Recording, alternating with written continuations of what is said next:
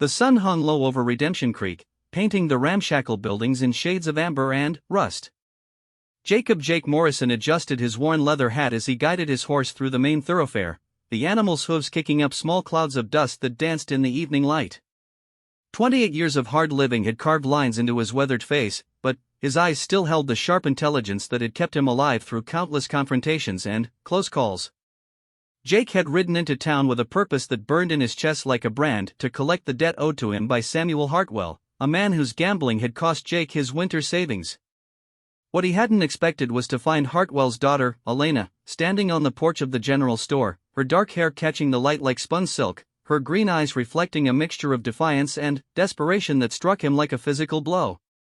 Elena Hartwell was 19, with the kind of beauty that men wrote songs about and fought duels over. Her dress, though worn and patched in places, couldn't diminish the grace with which she carried herself. She moved like water, fluid and mesmerizing, and when she looked at Jake with those emerald eyes, he felt something shift inside him, something dangerous and primal that he had spent years learning to control.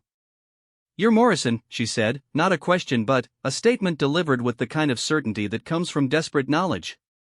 "You've come for my father." Jake dismounted slowly, his spurs jangling against the wooden steps as he climbed toward her. The evening air was thick with the scent of dust and sage, and, underneath it all, the faint perfume that seemed to emanate from her very skin. He removed his hat, a gesture of respect that felt both natural and foreign. "Miss Hartwell," he said, his voice roughened by years of shouting commands over cattle drives and desert winds. "Your father owes me $300. Gold." Elena's face remained composed, but Jake caught the slight tremor in her hands as she clasped them before her. "He's not here," she said. "He rode out 3 days ago. Said he was going to Silver Canyon to find work." The lie hung between them like smoke, visible and acrid. Jake had tracked enough men to know when someone was spinning tales, but he also recognized the fierce loyalty that drove a daughter to protect her father, even when that father had proven himself unworthy of such devotion. "I see," Jake said, studying her face. The truth was written there in the tight line of her mouth, the way her eyes didn't quite meet his. Samuel Hartwell was probably passed out drunk in the back room of the saloon, as he had been every day for the past month according to the information Jake had gathered. Elena stepped closer, and Jake caught the full force of her presence, the way the dying light played across her features, the determination that radiated from her small frame, the subtle sway of her hips as she moved. His pulse quickened, and he recognized the danger immediately. This was how men made mistakes that echoed through their lives like gunshots in a canyon. "Mr. Morrison," she said, and her voice had taken on a different quality, softer but more deliberate. "My father is a good man who's made some poor choices. Surely there's another way to settle this debt." The implication hung in the air between them, as clear as if she had spoken it aloud. Jake's throat went dry, and he felt the familiar rush of desire that had gotten him into trouble more than once. Elena was offering herself, her body, her innocence, as payment for her father's debts. It was an offer that many men in his position would have accepted without hesitation. In the fading light, she looked like something from a fever dream, too beautiful, too perfect, too willing to sacrifice herself on the altar of her father's failures. Jake's hands clenched at his sides as he fought against the tide of want that threatened to overwhelm his better judgment. "Miss Hartwell," he said carefully, his voice strained with the effort of restraint, "I think you should go inside now." But Elena stepped closer still, close enough that he could see the flecks of gold in her green eyes, close enough to catch the quick flutter of her pulse at the base of her throat. "Please," she whispered, and the word carried the weight of desperation and sacrifice. "I know what men want. I know what I can offer." The moment stretched between them like a taut rope, ready to snap. Jake could feel the heat radiating from her skin, could imagine how soft her lips would be, how her body would feel pressed against his. $300 was more money than most people in Redemption Creek saw in a year, but Elena was offering something far more valuable, herself, complete and willing. It would have been easy. So terribly, dangerously easy. One word from him, one nod, and she would have followed him anywhere. He could have taken her to his room at the boarding house, could have claimed her father's debt in flesh instead of gold. She was young, beautiful, and desperate enough to give him anything he wanted. But, as Jake looked into her eyes, he saw something that made his chest tighten with an emotion he couldn't immediately name. Behind the determination and the desperate bravery, he saw fear. Real, bone-deep terror at what she was offering, what she was willing to sacrifice for a man who had gambled away not just his own future, but potentially hers as well. "No," he said finally, the word coming out rougher than he intended. That's not how this works." Elena's composure cracked for just an instant, confusion flickering across her features. "I don't understand." "Most men would." "I'm not most men," Jake cut her off, stepping back to put distance between them. The space felt both necessary and painful, like tearing away part of himself. "Your father's debt is with me, not with you. You don't owe me anything." For a long moment, they stood in silence, the evening air growing cooler as the sun continued its descent toward the horizon. Jake could hear the distant sound of piano music from the saloon, the lowing of cattle in the nearby stockyards, the whisper of wind through the sagebrush. Normal sounds of a normal evening in a normal town, but nothing about this moment felt normal. Elena's eyes searched his face as if looking for some sign of deception, some indication that this was merely a negotiation tactic. When she found none, her shoulders sagged slightly, relief and confusion warring in her expression. "Then, what do you want?" she asked quietly. Jake settled his hat back on his head, the familiar weight of it grounding him in reality. "I want to talk to your father. When he's sober. When he can stand upright and look me in the eye like a man.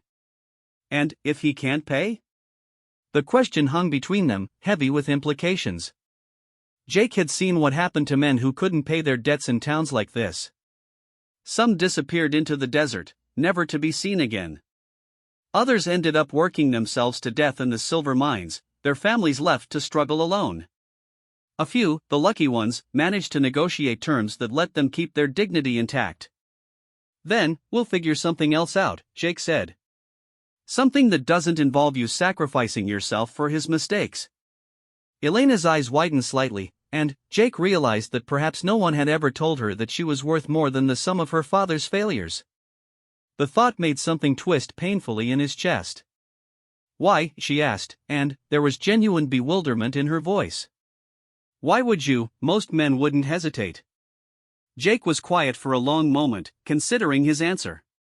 The truth was complicated, wrapped up in years of hard-won wisdom and painful mistakes. He had been the kind of man who took what was offered, consequences be damned, until life had taught him the true cost of such choices.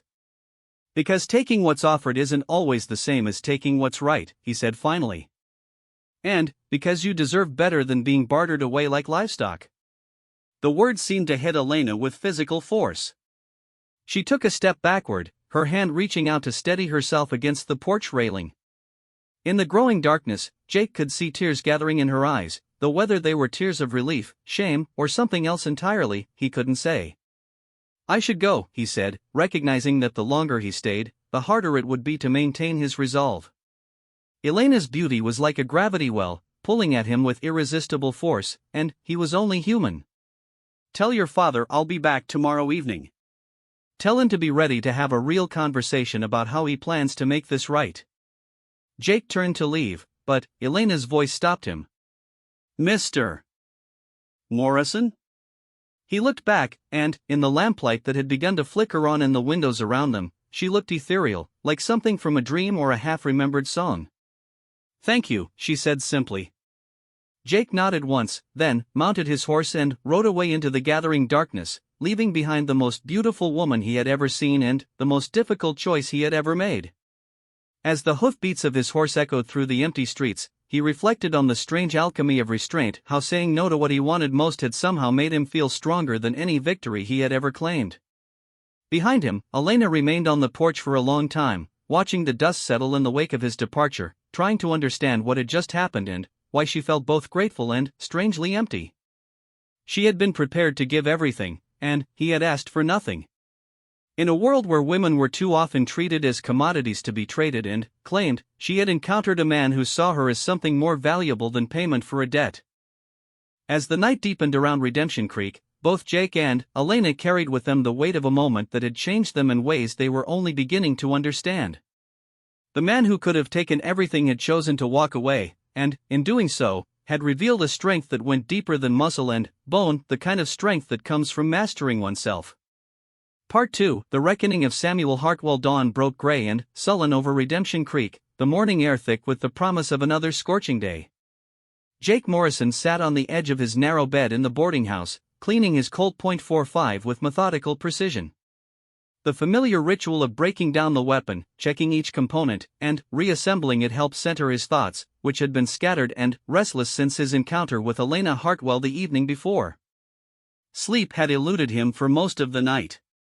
Every time he closed his eyes, he saw Elena's face, the desperate courage in her green eyes, the way her hands had trembled despite her determined words, the graceful line of her neck in the lamplight. He had made the right choice, he knew that in his bones, but right choices didn't always make for restful sleep. Jake holstered the cleaned weapon and made his way downstairs to the boarding house's small dining room.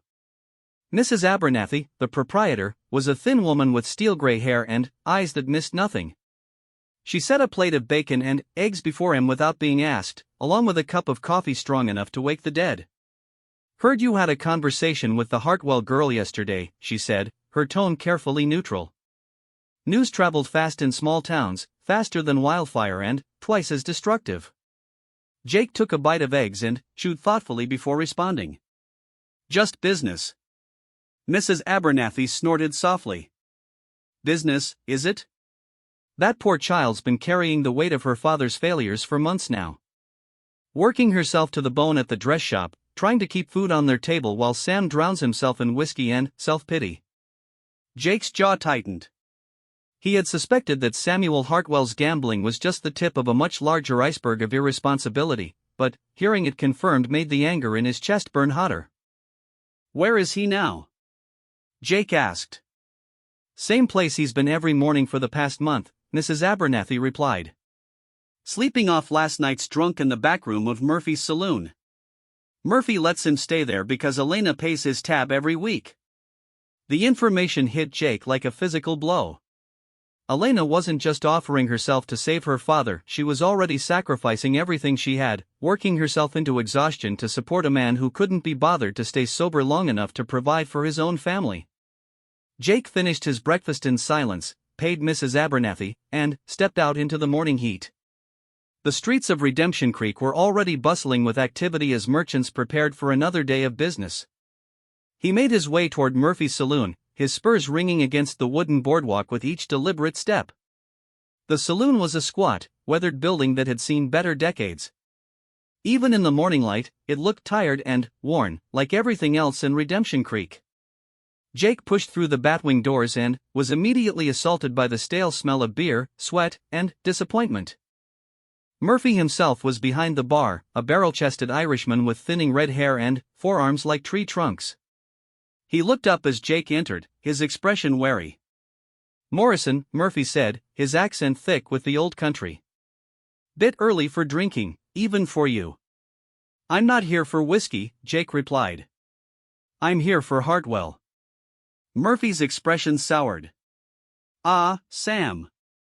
Poor bastards in the back room, probably still seeing pink elephants from last night's bender. Elena brought him in around midnight, couldn't even walk straight." The image of Elena supporting her drunken father through the streets in the middle of the night made Jake's hands clench into fists. "Show me." Murphy led him through a narrow hallway to a small room that contained little more than a cot, a washbasin, and the overwhelming stench of stale alcohol and human misery. Samuel Hartwell lay sprawled on the cot, fully clothed, snoring loudly. He was a man in his late 40s who looked at least a decade older, his face puffy and red-veined from years of drinking. "Sam," Murphy called, none too gently. "You've got a visitor."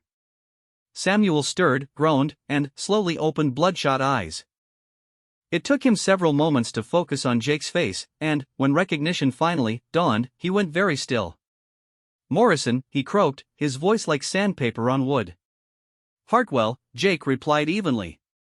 "I believe we have some unfinished business." Samuel struggled to sit up, swaying slightly even in that simple position. His clothes were rumpled and stained, and he reeked of whiskey and defeat. When he finally managed to meet Jake's eyes, there was a flicker of the man he might have once been, proud, capable, worthy of a daughter like Elena. I suppose you've come to collect, Samuel said, attempting a weak smile that fooled no one. I've come to understand, Jake corrected. Help me understand how a man gambles away $300 when his daughter is working herself to death just to keep him fed. The words hit their target. Samuel's face crumpled, and, for a moment, he looked like he might cry. But, then, his expression hardened, the defensive anger of a man who knew he was in the wrong but couldn't bear to face it. You don't know what it's like, Samuel said, his voice gaining strength through belligerence. You don't know what I've been through. Lost my wife, lost my ranch, lost everything that mattered. A man has a right to drown his sorrows. A man has a responsibility to his family, Jake shot back, his patience wearing thin. That girl out there is killing herself to keep you alive, and you repay her by gambling away money you don't have. Samuel's face flushed red, and he struggled to his feet, swaying dangerously. Don't you lecture me about Elena. She's my daughter. I know what's best for her. The statement was so absurd, so completely divorced from reality, that Jake felt his carefully maintained control slip. In one fluid motion, he grabbed Samuel by the front of his shirt and slammed him against the wall. The older man's eyes went wide with shock and fear. Do you? Jake asked, his voice deadly quiet. Do you know what's best for her? Because last night, your daughter offered to prostitute herself to pay your debts. She was willing to sell her body, her innocence, her future, all to save your worthless hide. Is that what's best for her? The color drained from Samuel's face, and Jake could see the exact moment when the man's delusions cracked and reality came flooding in. Samuel's knees buckled, and if Jake hadn't been holding him up, he would have collapsed to the floor. She wouldn't. Samuel whispered, but there was no conviction in the words. She would, Jake said, releasing his grip and stepping back. She did. She stood there prepared to sacrifice everything for a man who can't even stay sober long enough to have a conversation about his debts. Samuel slumped against the wall, his face a mask of horror and shame. For several long moments, the only sound in the room was his labored breathing and the distant noise of the saloon's morning customers. What do you want from me? Samuel finally asked, and there was a broken quality to his voice that hadn't been there before. Jake studied the man before him, seeing not the enemy he had expected, but a human being who had lost his way so completely that he could no longer see the damage he was causing to the person who loved him most. I want you to be a father, Jake said simply. I want you to be the man Elena deserves, not the burden she's carrying. I don't know how, Samuel admitted, and the honesty in those 4 words was the first real thing he had said all morning. Jake was quiet for a long moment, considering his options. He could demand payment, could take the $300 one way or another, could walk away and let the Hartwells sink or swim on their own. It would be the easy choice, the choice that most men in his position would make. But the memory of Elena's face, the desperate courage in her eyes, the way she had been willing to sacrifice everything for an unworthy father, made him choose a different path. Here's what's going to happen, Jake said, his tone leaving no room for argument. You're going to get yourself cleaned up and sober. You're going to find work, real work, not gambling, and you're going to start providing for your daughter instead of being a drain on her resources. Samuel nodded weakly, but Jake wasn't finished. In return, I'm going to give you a job. I've got a small spread about 10 miles south of here, and I need a man to help with the horses. The pay is $30 a month, plus room and board. It'll take you 10 months to work off your debt, but Elena won't have to sacrifice anything more for your mistakes. Samuel's eyes widened in shock. You'd do that? After what I did? I'm not doing it for you, Jake said bluntly. I'm doing it for Elena. She deserves better than watching her father drink himself to death while she works herself into an early grave trying to save him. The truth of those words seemed to penetrate Samuel's whiskey-soaked brain, and Jake could see understanding dawn in the man's eyes. For the first time since Jake had met him, Samuel looked truly ashamed of himself. What if I can't do it? Samuel asked quietly. What if I'm too weak, too far gone? Jake studied the broken man before him, seeing the genuine fear beneath the bravado. Then, you'll prove that Elena's sacrifice was wasted, he said simply. The choice is yours, Hartwell. You can be the father she needs, or you can continue being the burden she carries. But, you can't be both. The silence that followed was heavy with possibility and peril. Jake could see the war being fought behind Samuel's eyes, the battle between the man he had been and the man he might yet become. Finally, Samuel straightened his shoulders and met Jake's gaze with something approaching resolve. When do I start? Now, Jake replied. But, first, you're going to go home and tell your daughter what really happened last night. You're going to look her in the eye and explain why she felt the need to offer herself as payment for your debts. And then, you're going to promise her, and mean it, that she'll never have to make that choice again. Samuel's face went pale, but he nodded. She'll hate me. Maybe, Jake agreed. But, at least she'll know the truth. And, maybe, if you work hard enough and stay sober long enough, she'll learn to forgive you. As they left Murphy's saloon, Jake reflected on the strange turns his life had taken in the past 24 hours. He had come to Redemption Creek seeking payment for a debt, and instead found himself offering employment to the man who owed him money. He had been presented with the most beautiful woman he had ever seen, willing to give herself to him, and had walked away. Now he was gambling $300 on the possibility that a broken-down drunk could redeem himself. By any rational measure, he was making poor business decisions. But, as they walked through the dusty streets toward the Hartwell home, Jake felt something he hadn't experienced in years, the quiet satisfaction that came from doing the right thing, regardless of the cost. The true test of strength, he was learning, wasn't in taking what you could get away with, but in choosing what to do when no one was watching, when no one would blame you for taking the easy path. The man who destroys his weak self, the self that takes shortcuts, that justifies poor choices, that puts personal desire above principles, becomes unbreakable, because he has already faced his greatest enemy and emerged victorious.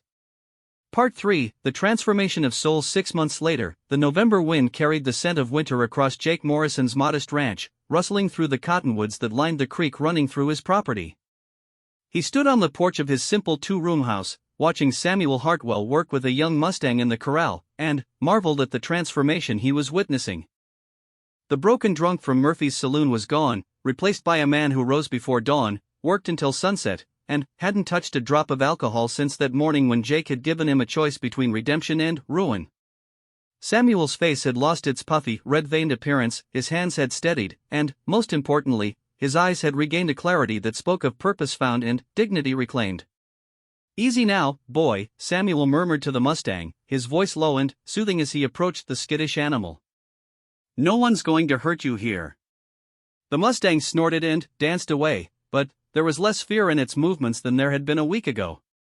Samuel had a gift with horses, Jake had discovered, a natural patience and understanding that made him invaluable on the ranch. More than that, he had thrown himself into the work with the fervor of a man seeking absolution, as if every fence post mended and every horse gentled was another step away from the man he had been. The sound of hoofbeats on the dirt road drew Jake's attention, and he felt his heart perform the same irregular rhythm it had been following for months whenever he caught sight of Elena Hartwell riding toward his ranch. She came every Sunday afternoon, ostensibly to visit her father, but Jake had begun to suspect there were other motivations behind her weekly journeys. Elena had changed too, though in different ways than her father. The desperate edge that had marked her features during their first encounter had softened, replaced by something that looked remarkably like hope. She carried herself differently now, no longer bearing the weight of her father's failures on her shoulders. The lines of exhaustion around her eyes had faded, and she smiled more readily, more genuinely. As she dismounted from her horse, a spirited mare that Samuel had helped her train, Jake couldn't help but notice how the autumn sunlight caught the chestnut highlights in her dark hair, how her riding clothes emphasized the graceful curves of her figure. She had grown more beautiful over the months, if such a thing were possible, but it was a different kind of beauty now, one born of confidence and self-respect rather than desperate determination. "Good afternoon, Mr. Morrison," she called out, her voice carrying the warmth that had become familiar and dangerously welcome. "Miss Hartwell," Jake replied, touching the brim of his hat. "Your father's in the corral with that Mustang. Making good progress." Elena's smile widened, and Jake felt something twist pleasantly in his chest. Over the months, their conversations had grown longer, more personal, evolving from polite inquiries about her father's progress to discussions of books, dreams, and the kind of philosophical questions that people share when they trust each other completely. "Actually," Elena said, stepping closer, "I was hoping to speak with you first, if you don't mind." There was something different in her manner today, a nervous energy that Jake couldn't quite place. She seemed to be gathering courage for something, and the realization made his pulse quicken with both anticipation and apprehension. "Of course," he said, gesturing toward the porch. "Would you like some coffee?" "That would be lovely." They settled into the simple wooden chairs that Jake had built himself, the late afternoon sun casting long shadows across the ranch yard. Elena accepted the cup of coffee with hands that were steadier than they had been 6 months ago, but Jake noticed the slight tremor that suggested whatever she wanted to discuss was important to her. "I wanted to thank you," she said after taking a sip of the strong, black coffee, "for what you've done for my father, for our family. I know that giving him a job wasn't just charity, you could have collected your debt in other ways." Jake was quiet for a moment, choosing his words carefully. "Your father's a good worker. I got the better end of that deal." Elena laughed softly, a sound that Jake had come to treasure.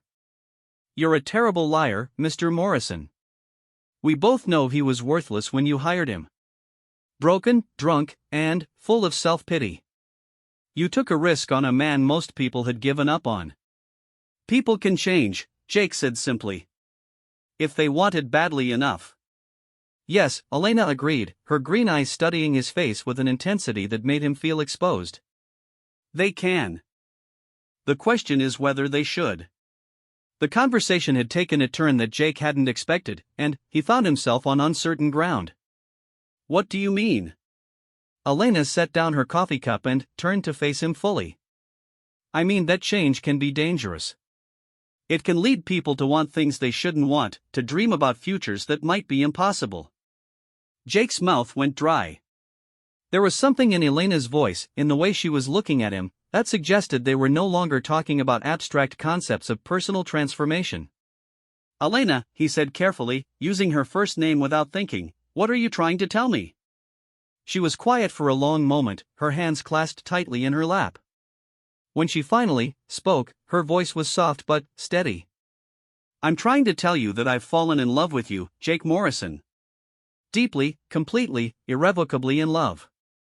The words hit Jake like a physical blow, stealing his breath and making his heart hammer against his ribs. He had suspected, had hoped, had lain awake countless nights imagining this possibility, but hearing it spoken aloud was both wonderful and terrifying. "Elena," he began, but she held up a hand to stop him. "Please, let me finish," she said. "I know this complicates things. I know that you might not feel the same way, that there are practical considerations, that people will talk. But I couldn't continue visiting here, pretending that I only came to see my father, when the truth is that I count the days between our conversations." Jake stood abruptly, pacing to the edge of the porch as he struggled to process what she had told him. The autumn air was crisp and clean, but he felt like he was drowning. Elena Hartwell, beautiful, intelligent, 20 years old, with her whole life ahead of her, was in love with him. A 30-year-old cowboy with a small ranch, a complicated past, and no prospects beyond the horses he trained and the cattle he raised. "You don't know what you're saying," he said finally, not turning to face her. I'm not the kind of man you should be thinking about for a future." "Why not?" The simple question stopped him cold.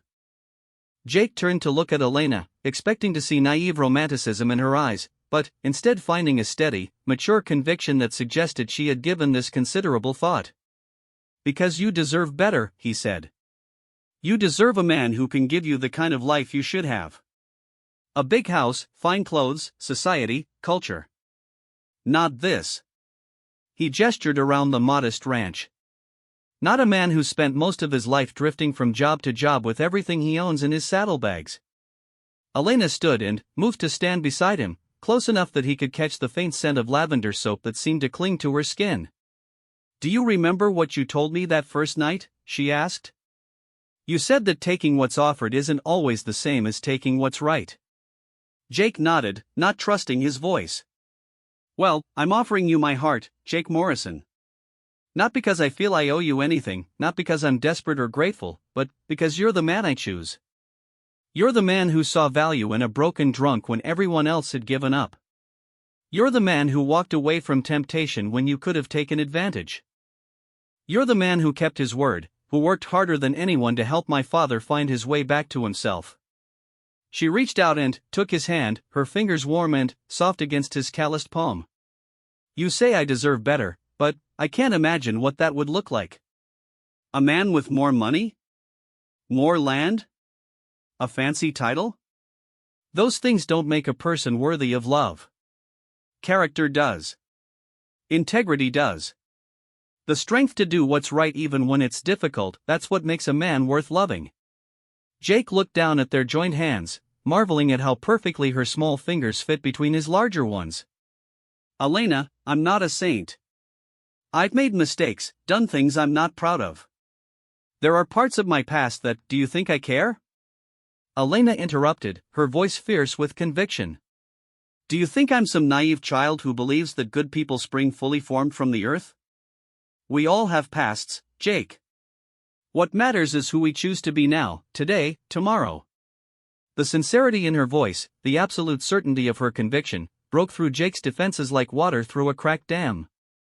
For months, he had been fighting his growing feelings for Elena, telling himself that she was too young, too good, too far above his station.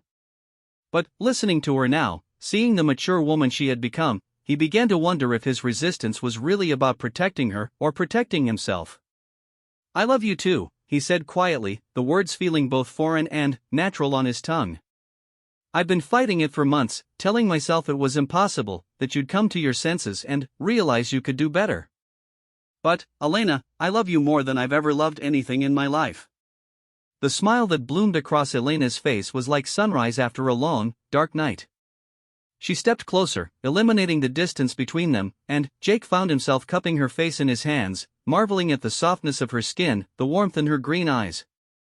Then, stop fighting it, she whispered. Stop deciding what's best for me and let me choose my own path. When Jake kissed her, it was with all the restrained passion of 6 months of denial and desire. Elena responded with equal fervor, her hands fisting in his shirt as if she was afraid he might disappear if she let go. The kiss was everything Jake had dreamed it would be and more sweet, fierce, full of promise and possibility. When they finally broke apart, both breathing hard, Jake rested his forehead against hers. People will talk, he said softly. They'll say I took advantage, that you're too young, that I'm not good enough for you. Let them talk, Elena replied, her voice steady and sure. I know who you are, Jake Morrison. You're the man who could have taken everything and chose to give instead. You're the man who saw worth in my father when he couldn't see it in himself. You're the man who taught me that real strength comes from restraint, not from taking what you want. As the sun continued its descent toward the horizon, painting the sky in shades of gold and crimson, Jake held Elena close and reflected on the strange journey that had brought them to this moment. He had come to Redemption Creek seeking payment for a debt and had found something infinitely more valuable: love, purpose, and the deep satisfaction that came from becoming the kind of man worthy of Elena Hartwell's affection. In the corral, Samuel Hartwell worked with the Mustang, unaware that his daughter was changing the course of her life on the porch behind him. The man who had once been broken by his weaknesses was now strong enough to gentle wild horses, just as Jake had been transformed by choosing strength over desire, principle over passion, at the moment when it mattered most. Over the following months, Jake and Elena's courtship became the talk of Redemption Creek, but not in the scandalous way Jake had feared. Instead, people spoke admiringly of the young woman who had chosen substance over superficiality, and the man who had proven himself worthy of such devotion through his actions rather than his words. They were married in the spring, with Samuel Hartwell walking his daughter down the aisle with tears of pride streaming down his weathered face. The man who had once been prepared to let his daughter sacrifice herself for his failures now stood tall and sober, having reclaimed not only his own dignity but the respect of his community. As Jake watched his bride approach, radiant in her simple white dress, he thought about the moment that had started it all, that evening when Elena had offered herself as payment for her father's debts, and he had chosen to walk away. It had seemed like a sacrifice at the time, giving up something he wanted desperately for the sake of doing what was right. But now he understood the deeper truth that his choice had revealed. The man who destroys his weak self, the self that takes shortcuts, that justifies poor choices, that puts immediate desire above long-term principles, doesn't lose anything of value. Instead, he gains everything worth having: self-respect, genuine love, and the unshakable knowledge that he is capable of being the man he was meant to be. When Elena reached the altar and took Jake's hands in hers, her eyes shining with love and trust, he knew that his greatest victory hadn't been in the confrontations he had won or the challenges he had overcome.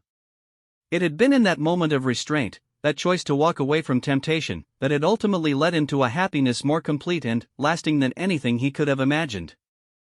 The weak man takes what he can get. The strong man earns what he deserves.